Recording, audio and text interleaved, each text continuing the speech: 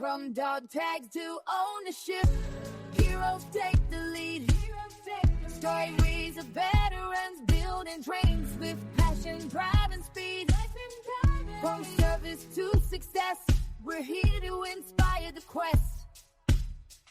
Dog tags to ownership, we're the best. Take the pride. Welcome back to Dog Tags to Ownership, the podcast where we tell the stories of military, veteran, and military-connected entrepreneurs who have turned their dog tags into ownership. Today, we've got an incredible conversation with Lee Stuckey. Lee's story is one of resilience, purpose, and proving that your greatest setbacks can become the foundation for helping others.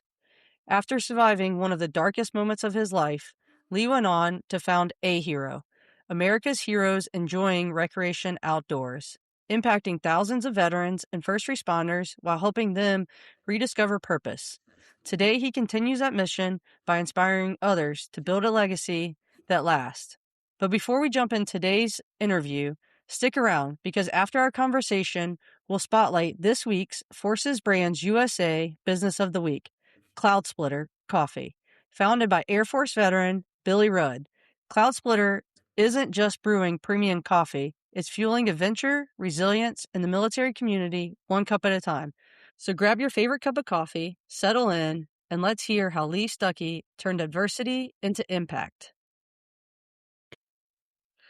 Today, we are extremely excited to introduce our guest to the show, Lee Stuckey. Lee is a combat-wounded U.S. Marine veteran, keynote speaker, and entrepreneur. He is the founder of America's Heroes Enjoying Recreation Outdoors and Legacy, LLC.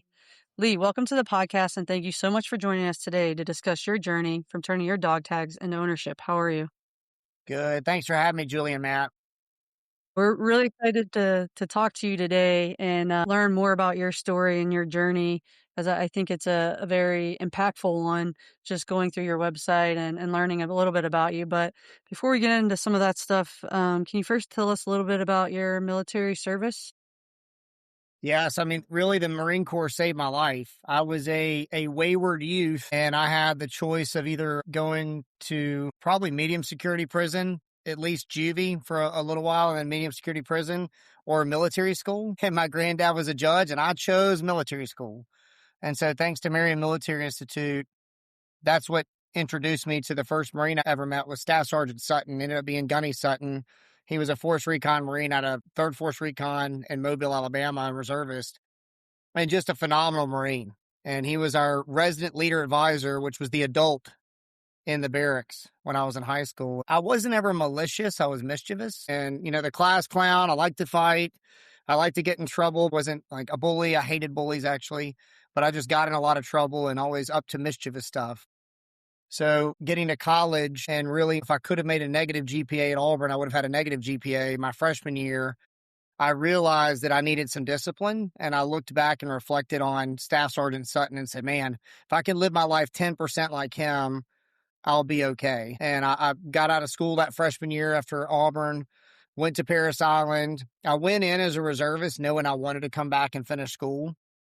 And it's crazy when they shave your head and send you through Parris Island and chase you around the island for 3 months and then send you to School of Infantry.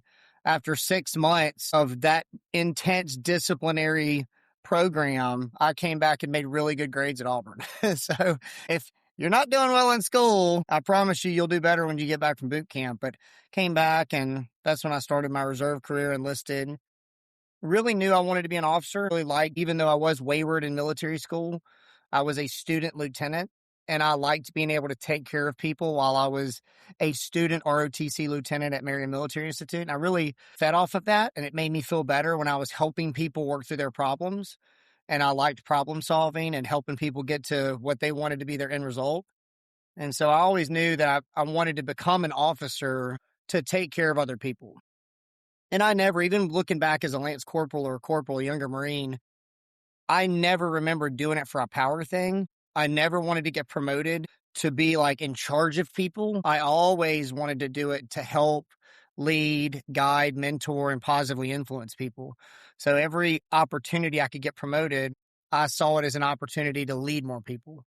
I never wanted to be a manager. I always truly wanted to be a leader. Failed tens of thousands of times at that. And you'll never be a perfect leader. If you think you are a perfect leader, you're delusional. And I really still continue to strive to be my best as a leader in all facets of my life.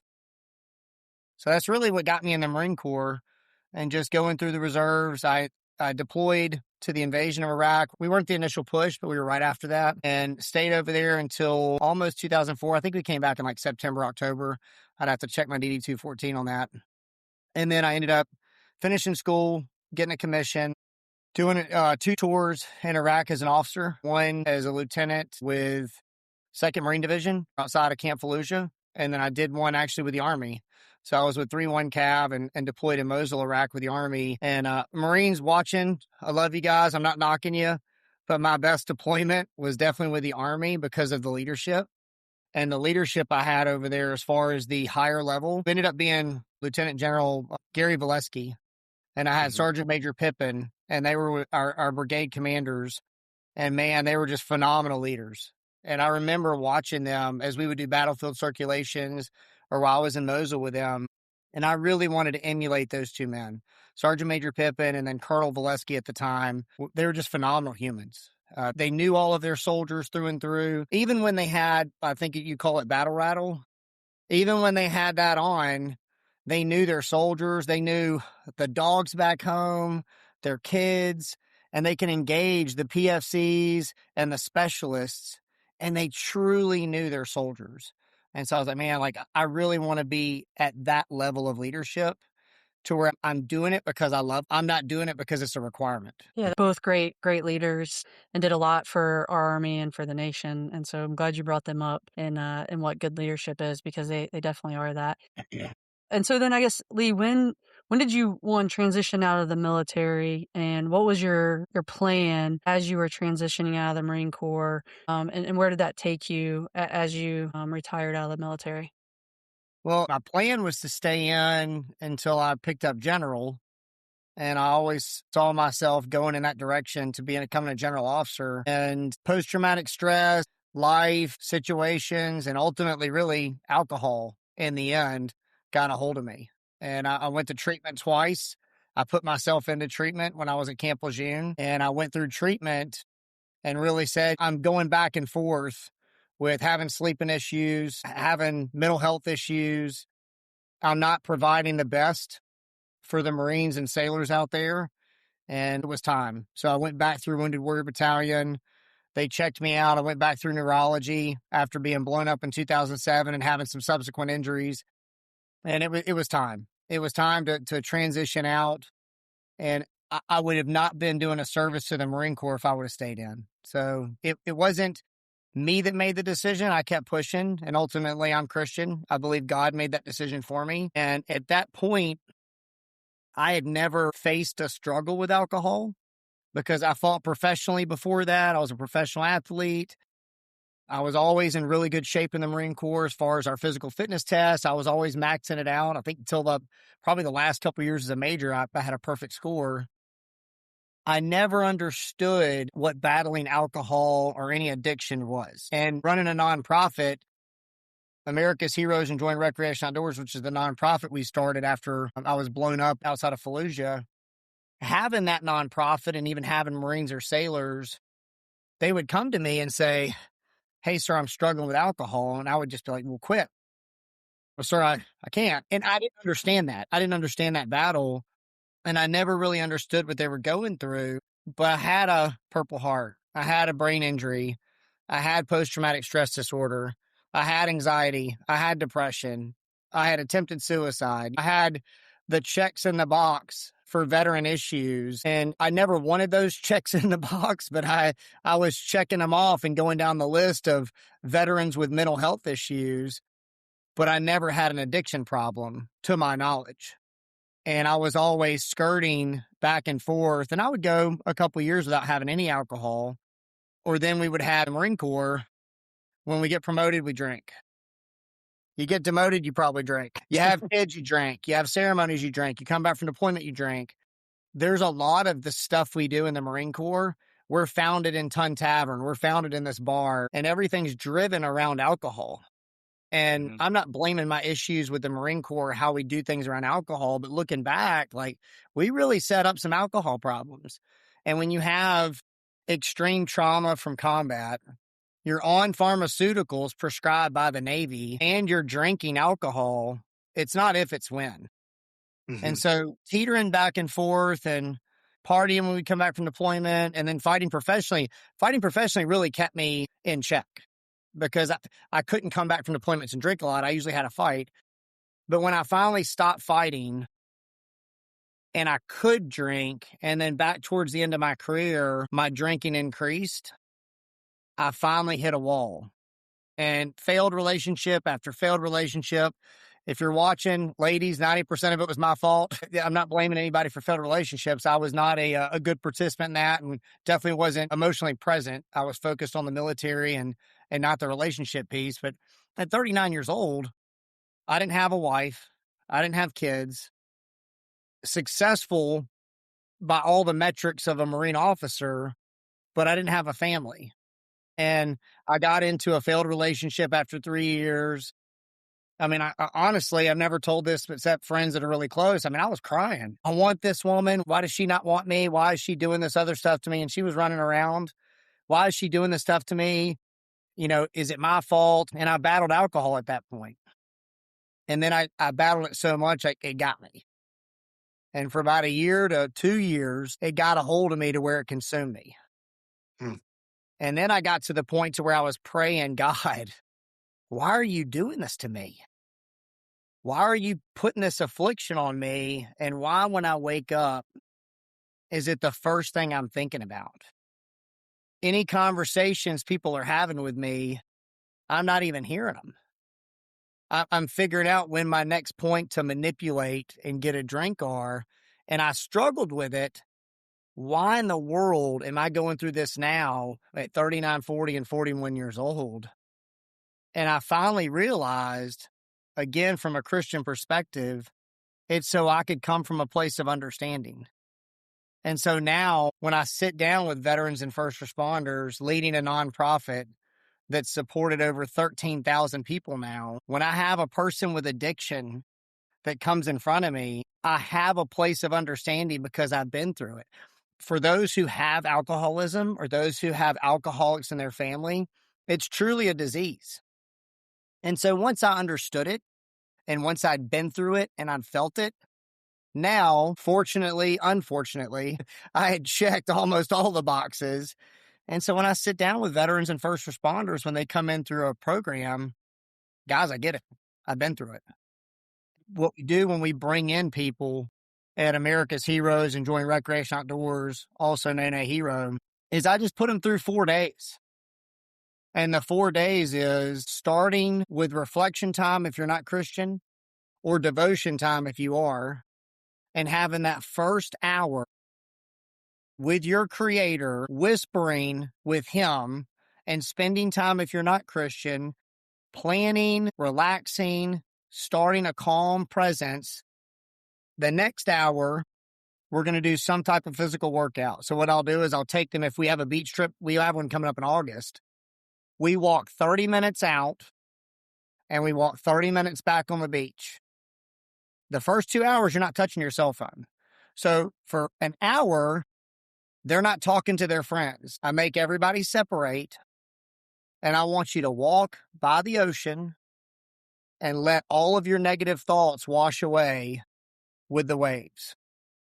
And just spend time with your creator, spend time planning, spend time being grateful. As you spend an hour walking down the beach, be thankful for your legs that gave you the ability to walk down this beach, because a lot of people don't have them. Be thankful for eyesight. Be thankful for your vision. Be thankful for your ears. Be thankful for all these things. And then the 30 minutes you come back, after that first 2 hours, you've started with a spiritual foundation, some type of physical walk in silence. That's what we do for 4 days. And what I ask them to do is, this is what I do 7 days a week. So take this structure and plan it and carry it over starting Monday, but have all your family do it and help everybody live healthier physically, financially, emotionally, spiritually. When I say financially, we're not giving people money. we're teaching you how to be financially savvy. We'll teach you how to do a budget. I've even helped people start LLCs and businesses by the time they leave on Sunday. But it's such an important thing to take just a little time to focus on yourself. And I think for some folks, they think maybe that first step is too difficult or it's too much, and they go back to the doom scrolling on their cell phone. But if you're able to have that courage to take the first step, to make some positive change, be that, again, like your faith, or if it's not faith and it's your mindset and your discipline, but making some positive changes creates a lot of momentum. But if you make an effort to have a plan, at least, even if it, requires changes along the way, it's good to have a plan versus no plan. No, I agree. And I'll tell you, I went to my sleeping was so bad. I didn't sleep for about 2.5 years. And they sent me to Fort Bragg for about 7 or 8 days for a sleep study. And the quick best thing I got out of that, I got a lot of great information out of it, but is compartmentalizing what you do in your house. And your house is not for everything and a free-for-all around the rooms. Your bedroom is only for 2 things, sleeping and the other. That's it. So you take your TV out of there, you take anything that's electronic out of there, and you don't even read in there. And it came down to even lights in your room. Like if you have a charger and it has a red light on the side of it, unknowingly, when you roll over in your sleep, that will take you out of REM sleep. And your REM sleep is the only way your brain washes and heals itself after any damage and just living. And so if you don't get that REM sleep, your brain doesn't heal, which means you don't rest, which means you're groggy and you're not firing on all cylinders the next day. So really taking your bedroom and making sure you're maximizing your sleep, which goes into the alcohol piece too, because if you drink, you don't hit REM sleep.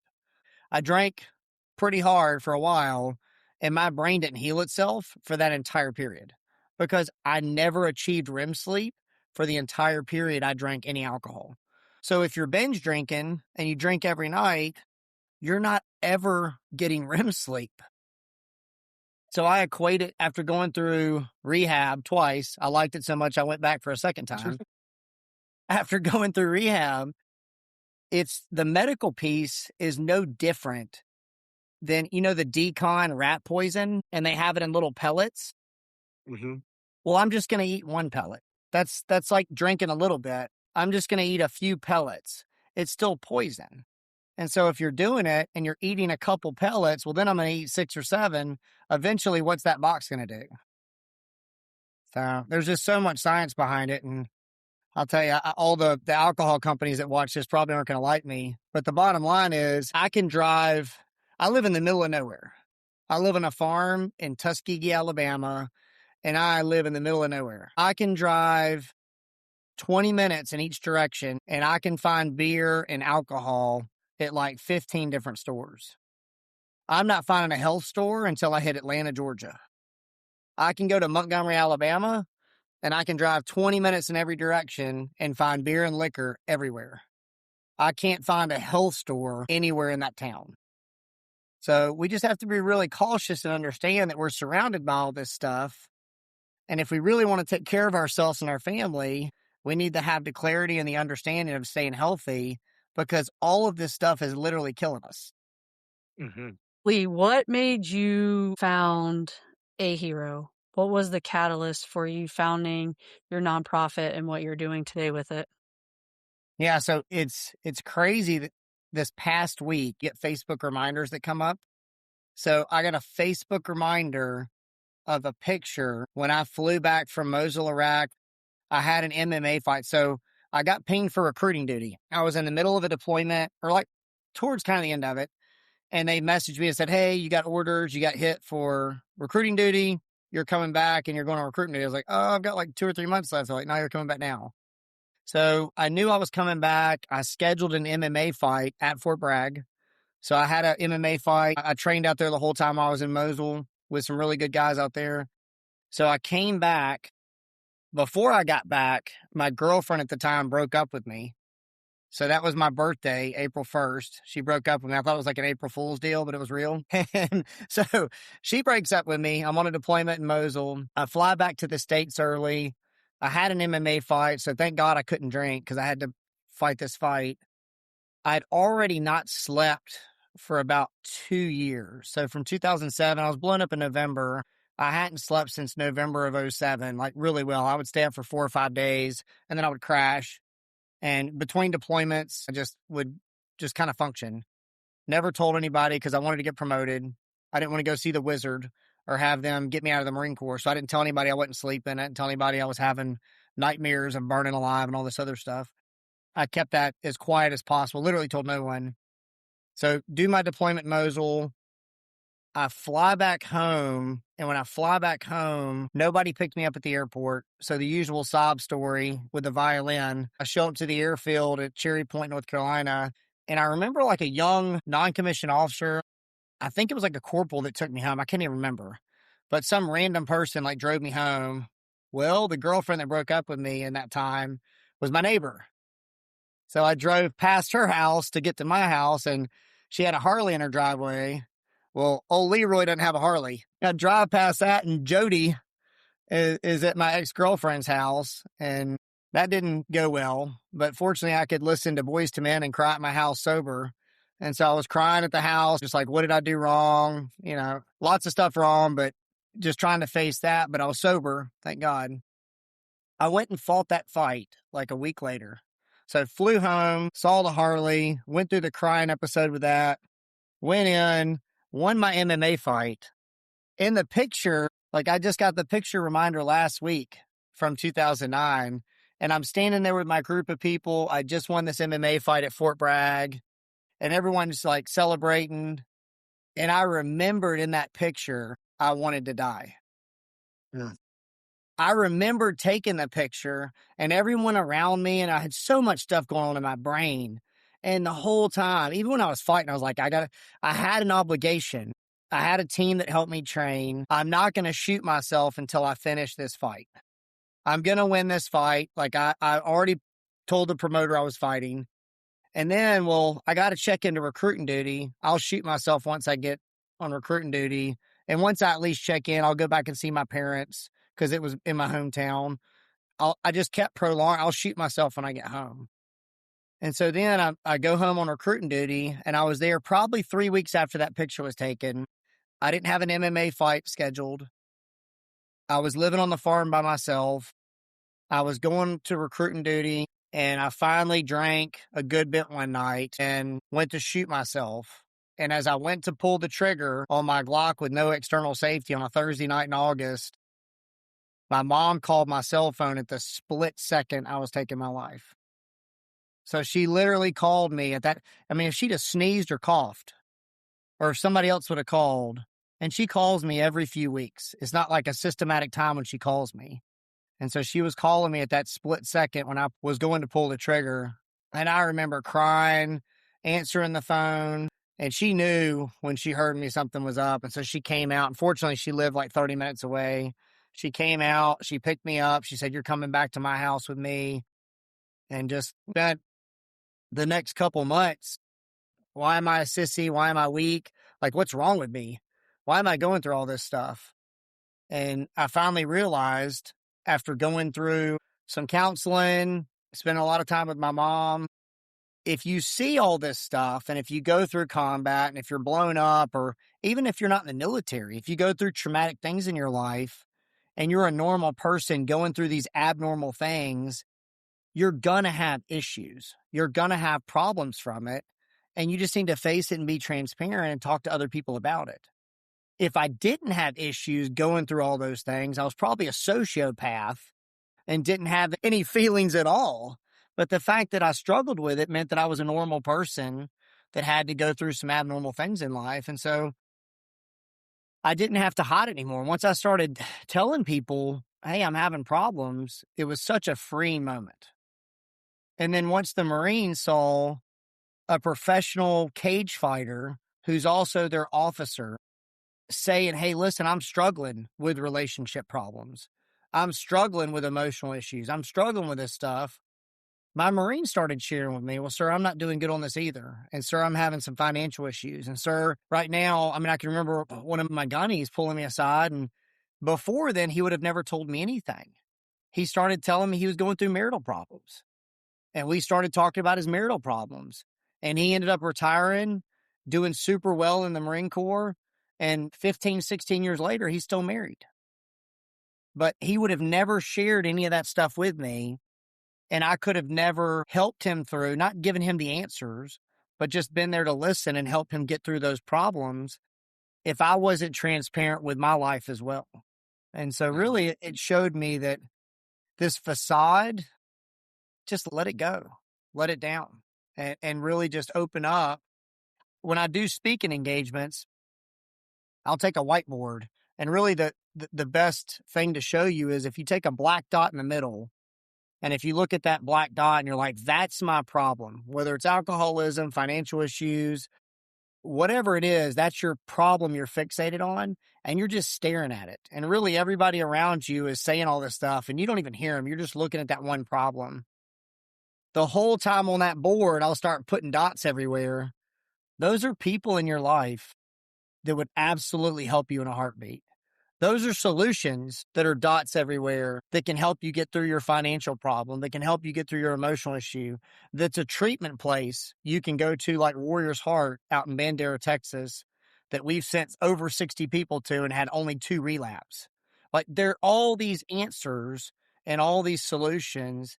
And even if you're not looking for the answers and solutions, there are people that will be there to answer your call and just listen. And I never wanted to bother them. And I never wanted to bother all those dots on my board. And when I finally went to kill myself, they were like, Lee, what are you doing?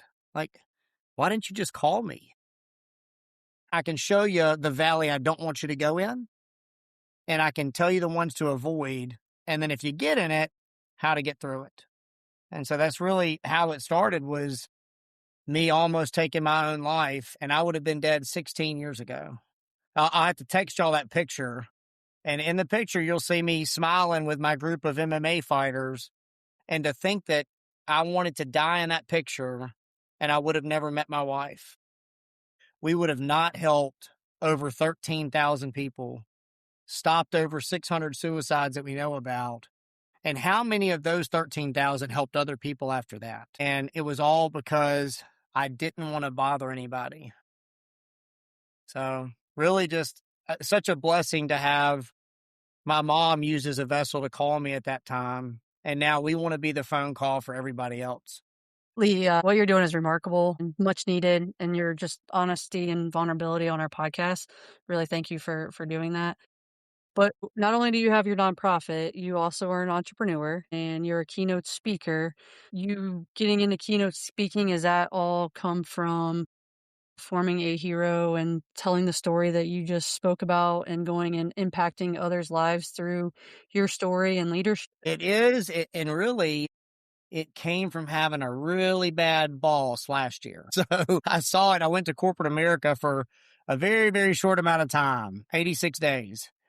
And I saw an owner and a CEO that were just absolutely toxic. I was like, man, like, this is really bad. And these people were solely focused on money and just money, money, money, didn't care about their employees. I mean, they had like a 90% turnover or higher in employees. And I was already doing speaking engagements. And as a Marine officer, we're not allowed to pay, nor would I ever get an honorarium for speaking, but I did it for 20 years. And then I did some keynote speaking when I retired. And I finally saw an opportunity to carry it over in the corporate world too. So not covering all the stuff like that, but really, how do you become a servant leader, and how do you not replicate what I saw at this specific place? And so going through that, I mean, I was there for 86 days. I watched how these 2 people just didn't take care of their people. I was like, man, if you only knew how successful and profitable you could be if you truly loved your employees. Right now, they're working at 30 or 40% because they just don't want to get around you. They're going to do just enough to stay away from you and stay off your radar. So I want to start teaching businesses. I spoke to a natural gas company, universities, wherever I can, about using those 4 pillars, but using them to run their business.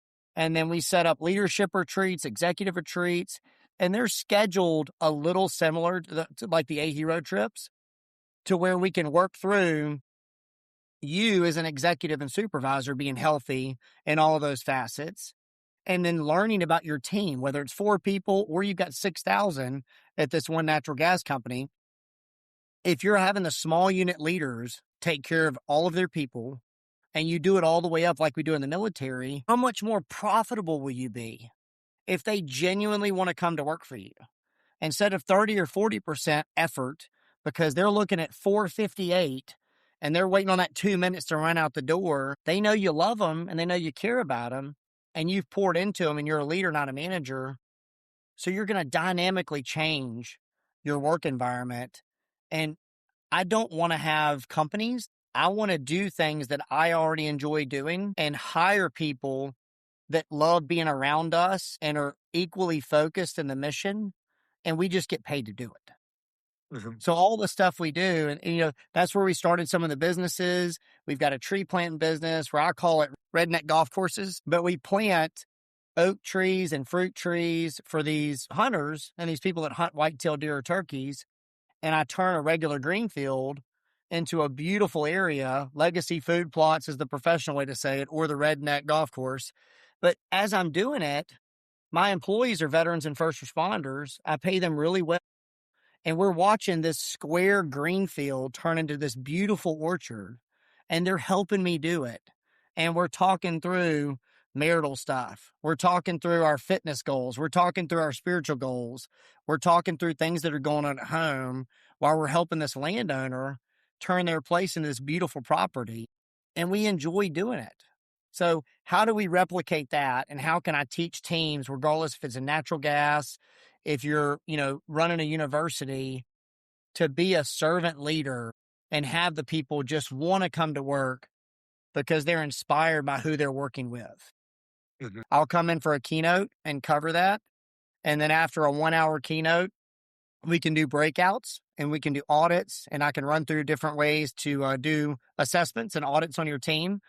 Or we can break it out to a 2-day or a 3-day.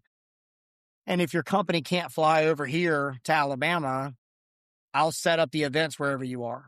And so as a logistician, I can help set up those type of events, and we can go to a nice ranch in Texas or somewhere in California, and we can set up an offsite for executives or just your team and really help them. The other thing that I really enjoy doing too is a lot of teams and a lot of bigger companies, or even the mid-sized companies, they have a lot of veterans. So they have 10 to 15% veterans. So even if they want to do a veteran breakout and just make sure their veterans are doing good, then we can pull their veterans together and do an assessment with them. So I never want to get paid to come in and talk for an hour. I want to dynamically impact your business, your organization, and really, really deep dive into it to make you a better, well-run organization. No, it's super, super impactful. And I'm sure there's no shortage of customers out there, if you will, that need some redirection or an azimuth check on what's going on in their company. As you were describing the toxic organization that you worked with, I was thinking about my wife's experiences in corporate America. And again, they're all too familiar, I think. And quite a few could really benefit for what you're doing, Lee. Yeah, and for a lot of military members, veterans, military connected, it's about helping others even after service. And that's what you're trying to do, it sounds like, and what you do already with AHERO, but then also with other organizations. But Lee, we are getting to time here. Before we get to our last 2 questions, is there anything we didn't ask you that you would like to tell our listeners and followers? I would just encourage everybody to just be transparent, to just take time doing a self-audit, to just take time looking at your own life right now. I sent a friend of mine to treatment, and he was really embarrassed about going. I was like, man, we look at it wrong. This should be reset, take a knee, and rebuild, not just rehab. And most of us get to 80 or 90 years old, and we look back, we're like, man, we really messed that one up. We all have time right now to stop. I'm midway through. I'm at 46. And really evaluate it and take the time and fix it now before you finish that second half. And I'll say one video I really recommend is Dead Leader Running. If you look on YouTube, it's Dead Leader Running. And there's an 8-minute clip, and it talks about filling and draining your tank. And I highly encourage you look it up and watch that 8 minutes. It's awesome. and have your family, your kids, your spouse, everybody do that and really know what fills and drains your tank. But that video is phenomenal. We'll get into our last two questions. So my question, Lee, on a similar, I guess, thread, is there a book recommendation or a podcast or something that you would recommend to our listeners that's been, impactful for you? Yeah. As far as Buy Back Your Time by Dan Martell is a really good book to buy back your time and really focus on spending more time with the things you want to do as opposed to not doing it and, making yourself and allowing yourself to do things that you could hire somebody to do. And the biggest thing for me is making sure before I'm making decisions, I'm really taking time and I'm not rushing into them and I'm not rushing into making a quick decision. And I'm not thinking through, and this isn't a book recommendation, but I'm not thinking through and making something really quick. I'm taking my time to not react and not be instant response to make good decisions in every single thing I do. Yeah, that's a great book recommendation. I don't think we've had that one before, Matt. So yeah, Dan Martell, Buy Back Your Time it's an amazing book. Okay, awesome. So Lee, our final question of every episode, Admiral William McRaven authored the book, Make Your Bed, Little Things That Can Change Your Life and Maybe the World. So do you make your bed every day? I make my bed every single day. And if you come to any of our events, I make you make your bed every single day, regardless if you make it at home. And that's one of the first things I do because of him. I tell all the veterans and first responders, you're not at your house. Go make your bed. Start with one win before we get a bunch of them after that. So I love that book. I love that story. And I definitely highly recommend you at least make your bed every day. It's a great start to the day. We've had, surprisingly, we've had Marines on here that have admittedly not made their bed every morning, but like a good Marine, you're on the right track. And hey, Lee, we just want to absolutely thank you for taking the time out of your day to spend it with Julie and I and to share your story more than anything and use this platform to really amplify your voice. And maybe one of our listeners out there listens to your story, it resonates with them, and perhaps they reach out to you or just someone that they feel comfortable reaching out to. I think that's my biggest takeaway with what you've talked about on the podcast today. And I thank you for being on here. Yeah, just know if you are watching this, I love everybody that's watching this. You are loved. You can always reach out to AHEROUSA.org. That's my cell phone at the top of the website. And if you ever need anything, please call me. You are loved. A huge thank you to Lee Stuckey for joining us and sharing such an inspiring story of resiliency, purpose, and building a legacy that truly matters. Before we wrap up today's episode, it's time for our Forces Brands USA Business of the Week. This week, we're highlighting Cloud Splitter Coffee, founded by Air Force veteran Billy Rudd. Built for those who embrace challenges and refuse to settle for average. Cloud Splitter is more than a coffee company. It's a brand that represents grit, adventure, and service. Whether you're starting an early morning workout, heading into the office, or preparing for your next mission, Cloud Splitter Coffee is there to help you fuel your day. At Forces Brands USA, our mission is simple. Make it easier than ever to support military, veteran, and military-connected businesses all in one place.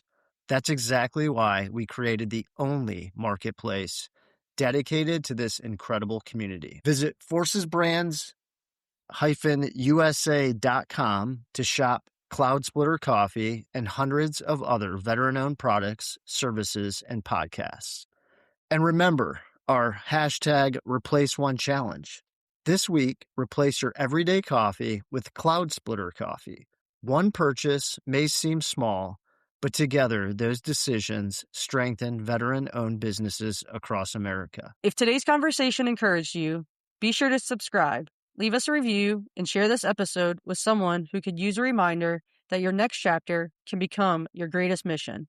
And don't forget to visit forcesbrands-usa.com to discover this week's featured business, Cloud Splitter Coffee, along with other amazing military, veteran, and military-connected businesses from across the country. Until next time, remember, your uniform may come off, but your purpose never has to. Keep serving. Keep building. and keep turning your dog tags into ownership. From dog tags to ownership, heroes take the lead. Stories of veterans building trains with passion, drive, and speed. From service to success, we're here to inspire the quest. Dog tags to ownership, we're the best. Take the pride.